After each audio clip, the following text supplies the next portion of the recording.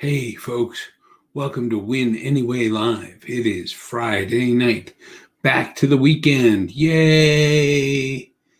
And I'm being a little bit quiet. Got to pump down the volume because I get criticized sometimes for being too loud.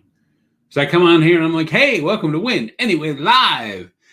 And I'm all pumped up, or at least I try to be pumped up. Even when I'm not pumped up, I use my voice to pump myself up.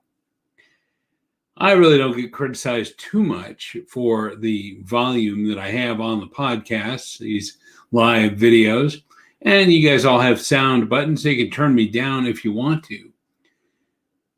But I have gotten chastised in the past for maybe being a bit too energetic with my opinions.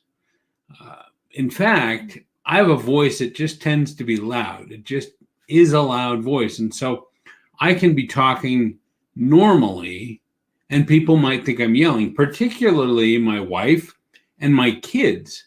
I have been accused of yelling a lot more than I have ever felt that I have yelled. And, sometimes I really do yell and I'm like, this is yelling. This isn't yelling, but this is yelling. They don't appreciate that either. So if you've ever been criticized for being too loud, what's the solution to that? Trying to really calm down, bring your voice down, bring your heart rate down. And the old trick is if you're quieter, they'll be more apt to listen because they'll have to lean in.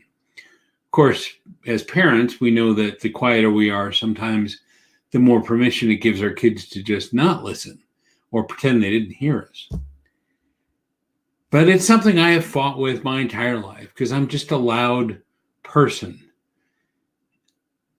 And I tend to have loud opinions and loud ideas, and I get excited. Still, it's something I can control. And it's something I'm finding on these broadcasts too, and just in podcasts in general.